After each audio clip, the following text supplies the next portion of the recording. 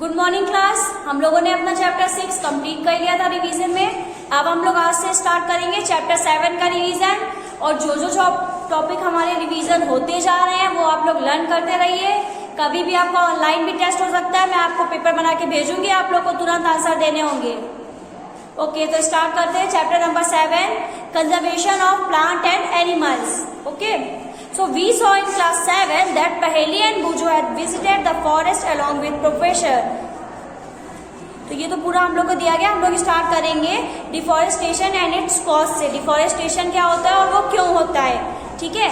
तो the great variety of plant and animal exist on the earth, they are essential for the well-being and survival of mankind। तो जो भी plants हमारी पूरे अर्थ में हैं वो हम लोग के लिए बहुत ज़रूरी है। बिना अगर प्लांट्स हम लोग ऐसे ही काटते रहेंगे तो हम लोग एक टाइम आएगा जब हम लोग सर्वाइव होने में हम लोग को बहुत ज़्यादा मुश्किल होगी। अगर हम लोग को प्लांट से ऑक्सीजन मिलती है और प्लांट ही नहीं होंगे तो हम लोग कैसे जी पाएंगे, ठीक है। So today a major threat to survival of these organism is deforestation. इस टाइम क्या चल रहा है, हम लोग डिफॉरेस्टेशन क्या होता है, पेड़ को काटना ही होता है। तो हम लोग क्या कर रहे हैं, इस टाइम बहुत ज्यादा पेड़ को बर्बाद कर रहे हैं। We know that deforestation means clearing of forest. Deforestation का मीन्स क्या है, फॉरेस्ट को क्लियर करना, मतलब फॉरेस्ट को काटना। Trees in the forest are cut down for this purpose mentioned below. तो ट्रीज जो हमारे फॉरेस्ट में होते हैं वो हम लोग अपने मतलब के लिए क्या कौन कौन से मतलब के लिए काट देते हैं, प्रोक्यूरिंग लैंड फॉर कल्टीवेशन। जब हम लोग को लैंड चाहिए होती है कल्टीवेशन के लिए, खेती करने के लिए, तो हम लोग क्या करते हैं, फॉरेस्ट के सारे प्लांट काट देते हैं और हम लोग वो लैंड ले लेते हैं। बिल्डिंग होम एंड फैक्ट्रीज, अगर हम लोग को घर के लिए बनानी है, कोई बिल्डिंग बनानी है, फैक्ट्री बनानी है, तो भी हम लोग क्या कर रहे हैं, वहाँ पे फॉरेस्ट को काट रहे हैं। मेकिंग फर्नीचर और यूजिंग वुड एज फ्यूल, और हम लोग क्या कर रहे हैं, पेड़ से जो वुड मिलती है उसका फर्नीचर बना रहे हैं और मजे से रह रहे हैं और फ्यूल की तरह उसको यूज कर रहे हैं, जिससे हम लोग का डिफॉरेस्टेशन क्या हो रहा है, बढ़ रहा है। So some natural cause of deforestation are forest fire and several droughts. अब बहुत ज्यादा हमारी क्या होती है, फ्लड वगैरह भी आ जाती है और फॉरेस्ट में फायर भी लग जाती है। जैसे अभी कुछ टाइम पहले अमेजन के जंगल में बहुत ज्यादा आग लग गई थी, जिससे हमारे बहुत सारे पेड़ पौधे बेकार हो गए थे, कट गए थे, ठीक है। तो वो भी हमारा क्या है, मेजर कॉज है। बेटा कुछ तो हम लोगों ने देखे मेजर कॉजेस क्या थे। अगर हम लोग को लैंड चाहिए कल्टीवेशन के लिए तो भी हम लोग पेड़ को काट रहे हैं। अगर हम लोग को वुड चाहिए तो भी हम लोग को पेड़ काट रहे हैं। और ये जो हमारे हैं, जो हम लोग अपने लिए काट रहे हैं, जैसे हम लोग को बिल्डिंग्स बनाने हैं, हाउस बनाने हैं, और ये जो हम लोग कल्टीवेशन के लिए और फर्नीचर के लिए जो हम लोग डिफॉरेस्टेशन कर रहे हैं वो तो हम लोग का मैन मेड है। लेकिन हम लोग नेचुरल भी बहुत सारे नेचुरल कॉज की वजह से भी डिफॉरेस्टेशन होता है। जैसे फॉरेस्ट में फायर और जो ड्रॉट आ जाते हैं, जो सूखा पड़ जाता है, उससे भी हमारे डिफॉरेस्टेशन हो रहा है। अब कॉन्सिक्वेंस ऑफ डिफॉरेस्टेशन, डिफॉरेस्टेशन की वजह से क्या क्या हम लोग की लाइफ में कॉन्सिक्वेंस पड़ सकते हैं। तो Paheli and Boojho recall the consequence of deforestation. They remember that deforestation increase the temperature and pollution level on the earth। Deforestation से क्या होता है, जो हमारा टेम्परेचर होता है और पॉल्यूशन होता है, दोनों चीजें क्या हो जाती हैं, इंक्रीज हो जाती हैं, बढ़ जाती हैं। So pollution level on the earth, it increase the level of carbon dioxide in the atmosphere. हम लोग क्या करते हैं, हम लोग ऑक्सीजन लेते हैं जो हम लोग को प्लांट्स देते हैं, लेकिन हम लोग छोड़ते क्या है, कार्बन डाइऑक्साइड। और अगर हमारे प्लांट कम हो जाएंगे और हमारी पॉपुलेशन ज्यादा हो जाएगी तो कार्बन डाइऑक्साइड क्या होगी, बढ़ जाएगी। तो कार्बन डाइऑक्साइड भी एटमॉस्फेयर में हमारी बढ़ जाएगी अगर हमारा डिफॉरेस्टेशन इंक्रीज होगा। Ground water also get lowered. They know what the deforestation disturb the balance in the nature. तो डिफॉरेस्टेशन की वजह से जो एक पूरा नेचर में हमारा बैलेंस बना हुआ है वो क्या हो जाएगा, डिस्टर्ब हो जाएगा। They were told by the Professor M.F. if the cutting of trees continues, rainfall and fertility of the soil will decrease। अगर ऐसे ही हम लोग पेड़ काटते रहेंगे तो क्या होगा, रेनफॉल भी कम होगी और जो हमारी सॉइल की फर्टिलिटी है, जो सॉइल हमारी इतनी अच्छी है, उपजाऊ है, वो भी खराब हो सकती है। Moreover there will be increase chances of natural calamities such as flood and drought. तो हम लोग की जो पेड़ की जड़ें हैं बहुत नीचे तक फैली होती हैं, अगर हम उनको ऐसे ही काटेंगे तो बहुत ज्यादा फ्लड भी आ सकती है और ड्रॉट भी आ सकती है। Recall the plant need carbon dioxide for photosynthesis. Plant को क्या चाहिए, CO2 चाहिए फोटोसिंथेसिस के लिए। Fewer trees would mean the less CO2 will be used up, resulting in its increased amount in the atmosphere. This will lead to global warming as carbon dioxide traps the heat rays reflected by the earth. तो carbon dioxide क्या करेगी, जो हमारी heat raise जो हमारे पास आ रही है सन की, अगर कार्बन डाइऑक्साइड ज्यादा हो जाएगी तो वो क्या करेगी, वो हीट रेज को रिफ्लेक्ट कर देगी और वो हम तक सही से नहीं पहुंच पाएंगी, जिसकी वजह से सॉइल की जो फर्टिलिटी है वो भी कम हो जाएगी। ठीक है, उसके बाद the increase in temperature on the earth disturb the water cycle and may reduce rainfall. और जब टेम्परेचर बढ़ेगा तो वाटर साइकिल भी हमारी क्या होगी, मतलब बेकार हो जाएगी, कम हो जाएगी और रेनफॉल भी हमारे उसमें कम हो जाएगी। दिस कॉज ड्रॉट, जो सूखा होता है उसको हम लोग क्या बोलते हैं, ड्रॉट बोलते हैं। जब बारिश बहुत दिन तक नहीं होती और सूखा पड़ जाता है तो वो हमारे ड्रॉट बोलते हैं। फिर deforestation is a major cause which lead to the change in a soil properties. और डिफॉरेस्टेशन की सॉइल क्या करेगा, सॉइल की प्रॉपर्टीज को भी बहुत ज्यादा चेंज कर देगा। Physical property of the soil get affected by plantation and vegetation. Recall from class 7 how trees prevent soil erosion. Fewer trees result in more soil erosion. Removal of top layer of the soil expose the lower hard and rocky layers. तो क्या होगा बेटा, हम लोगों ने पढ़ा है अपनी क्लास 7 में कि सॉइल की 4 लेयरें होती हैं। टॉप सॉइल होता है, फिर ए ओरिजॉन, बी ओरिजॉन, सी ओरिजॉन, सबसे नीचे बेडरॉक आती है। और अगर हम लोग ऐसे ही पेड़ काटेंगे तो टॉप सॉइल तो हम लोग हटा ही देते हैं, जो ह्यूमस वाली सॉइल है, और नीचे क्या होती है, पत्थर के साथ सॉइल होती है और ह्यूमस कम होता है, तो वो क्या होती है, हमारी कम उपजाऊ होती है। तो अगर हम लोग टॉप सॉइल हटा देंगे तो क्या होगा, जो हमारी सॉइल की फर्टिलिटी है वो भी कम हो जाएगी। ठीक है, So the soil has less humus and it less fertile. तो जब हम लोग ऊपर की टॉप सॉइल हटा देंगे तो क्या होगा, उसमें ह्यूमस भी कम हो जाएगा और उसकी फर्टिलिटी भी कम हो जाएगी। And land gets converted into desert. और जो हमारी लैंड है वो किस में कन्वर्ट हो जाएगी, डिजर्ट में, रेगिस्तान में। It is called desertification. और वो क्या हो जाएगा, ये पूरा प्रोसेस, जब हमारी लैंड की हम लोग टॉप सॉइल हटा रहे हैं जिससे वो जिसमें ह्यूमस कम हो जा रहा है और लैंड हमारी कन्वर्ट हो रही है डिजर्ट में, तो वो प्रोसेस हमारा हो जाता है डिजर्टिफिकेशन। ठीक है, deforestation also lead to a decrease in water holding capacity of the soil. Deforestation से क्या हो रहा है, जो हमारी सॉइल क्या करती है, वाटर होल्ड करती है, वो भी हमारी कम हो रहा है। The movement of water from the soil surface into the ground is reduce. तो क्या हो रहा है, जब मूवमेंट होता है हमारा वाटर, जो हमारी सॉइल क्या करती है, वाटर अपने तरफ खींचती है, अपने पास वाटर को क्या कर लेती है, समा लेती है, थोड़ा बहुत वाटर अपने पास रख लेती है, वो भी हमारा रिड्यूस हो जाएगा, कम हो जाएगा।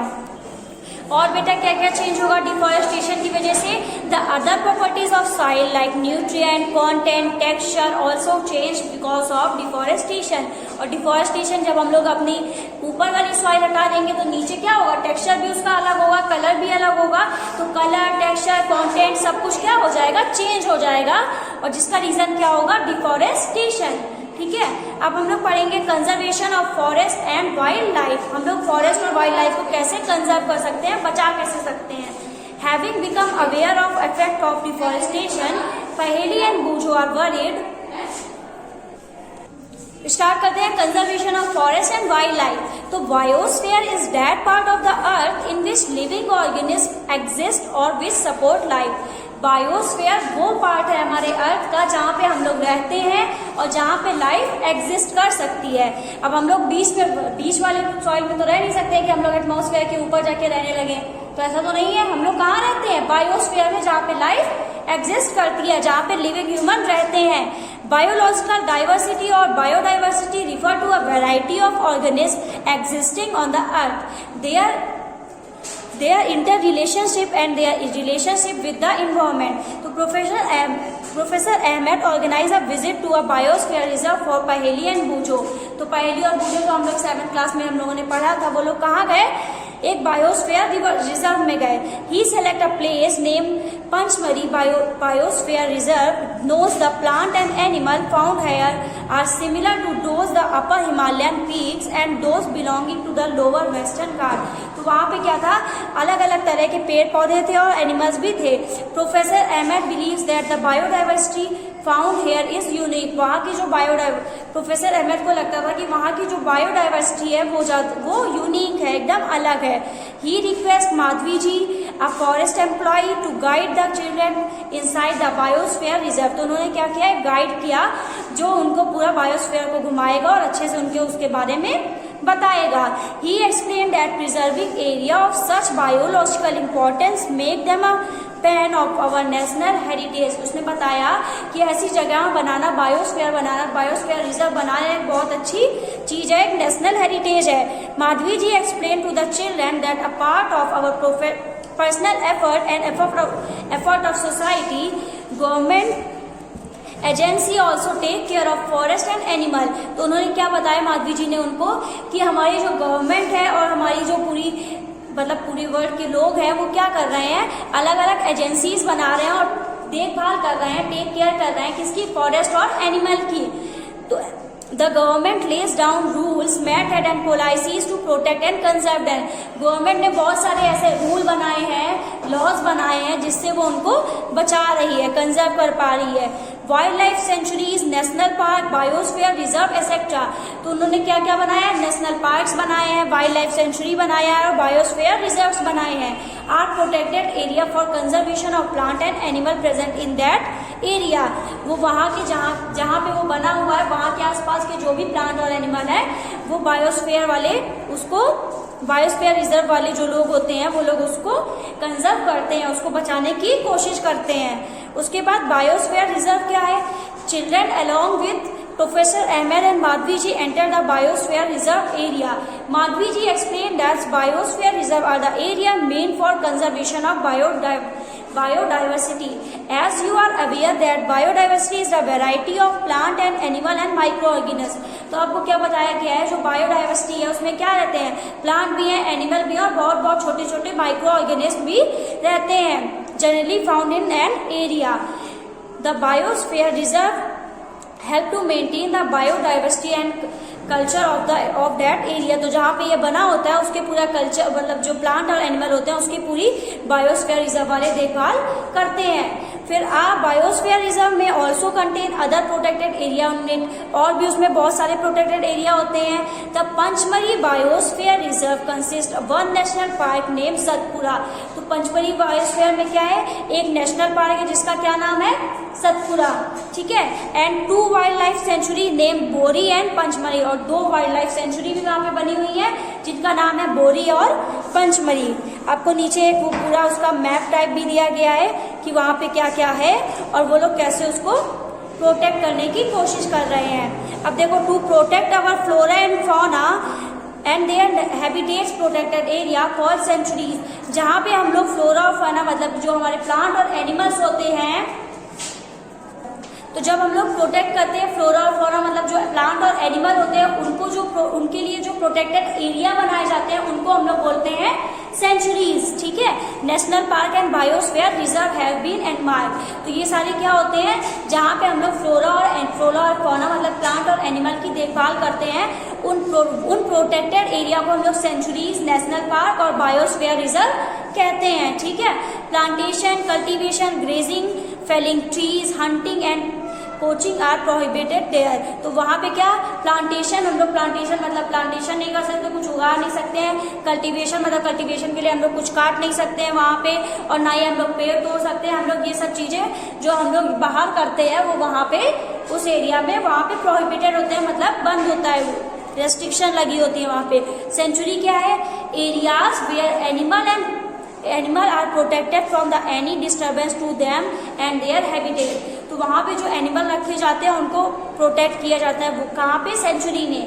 National park area reserve for wildlife where they can freely use the habitat and natural resource. तो एक एरिया है जहाँ पे जो एनिमल्स रखे जाते हैं उनको फ्रीली छोड़ दिया जाता है और वो लोग कोई भी नेचुरल रिसोर्स का यूज कर सकते हैं, प्लांट का या हम लोग पानी, वो पूरा उनको खुला वहाँ पे नेशनल पार्क्स में छोड़ दिया जाता है। और बायोस्फीयर रिजर्व क्या है, large area of protected land for cultivation of wild life, plant and animal resource and traditional life in the tribal living in that area. ये भी एक लार्ज एरिया होता है जहाँ पे हम लोग कंजर्व करते हैं वाइल्ड लाइफ को और प्लांट्स को और एनिमल्स को। यहाँ पे उनको कोई हार्म नहीं पहुँचा सकता है। यहाँ पे हम लोग का बायोस्फीयर रिजर्व खत्म हो गया है। फ्लोरा एंड फौना क्या है बेटा, as the children walk around the biosphere reserve they appreciate the green wealth of the forest. जब वो लोग आसपास घूमे तो उन लोग ने देखा वहां पे बहुत ज्यादा हरियाली है जो यहाँ पे देखने को जल्दी नहीं मिलती है। ठीक है, they are very happy to see tall trees and animals inside the forest. उन लोग ने बहुत सारे फॉरेस्ट में एनिमल्स देखे तो वो लोग बहुत ज्यादा खुश हुए। Suddenly Paheli find a rabbit and wants to catch it. तो पहली ने तुरंत देखा एक रैबिट जा रहा है, उसको पकड़ना चाहा। She start running after it. Professional Ahmad stopper, वो उसके पीछे भागने लगी और प्रोफेसर अहमद ने क्या किया, उसको रोक दिया। He explain that animal are comfortable and happy in their own habitat. उसने उनको समझाया कि बेटा जो हमारे एनिमल्स हैं वो अपने हैबिटेट में बहुत ज्यादा हैप्पी रहते हैं और अगर हम लोग उनको डिस्टर्ब करेंगे तो वो क्या होंगे, गुस्सा आ जाएंगे, उनको अच्छा नहीं लगेगा। Madhavi ji explain that some animal and plant typically belong to a particular area. उन्होंने एक्सप्लेन किया कि कुछ एनिमल ऐसे होते हैं जो एक ही एरिया में रह सकते हैं। अब जैसे पोलर बियर ठंडे एरिया में रहता है, हम उसको यहाँ ला के रखेंगे तो वो नहीं रह पाएगा। ठीक है, the plant and animal found in a particular area are termed as flora and fauna of that area. तो ऐसे एनिमल जहाँ जो एक पर्टिकुलर एरिया में रहते हैं उनको हम लोग फ्लोरा एंड फौना कहते हैं उस एरिया से।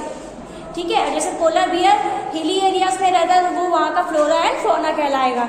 जो बहुत सारे प्लांट्स भी ऐसे होते हैं जो यहाँ नहीं उग सकते, जैसे टी हमारी यहाँ नहीं होती है, दार्जिलिंग साइड उगती है, तो वो सब हमारी हर चीजें प्लांट्स और एनिमल अलग अलग एरिया में जो रहते हैं तो वो हमारे क्या टर्म में आते हैं, फ्लोरा एंड फौना होते हैं उस एरिया के। ठीक है, तो हम लोग का इतना टर्म कंप्लीट हो गया है। अब हम लोग कल एंडेमिक स्पेसीज पढ़ेंगे और वाइल्ड लाइफ सेंचुरी वगैरह को पूरा जानेंगे और ये चैप्टर का रिवीजन कंप्लीट कर देंगे। जिसका वर्क कंप्लीट हो गया है प्लीज करेक्शन के लिए भेजिए। आप लोग नहीं भेजते हैं चैप्टर नंबर 7 का जिसका भी वर्क कंप्लीट है वो अपना वर्क कंप्लीट करके मुझे भेजेगा। Thank you class.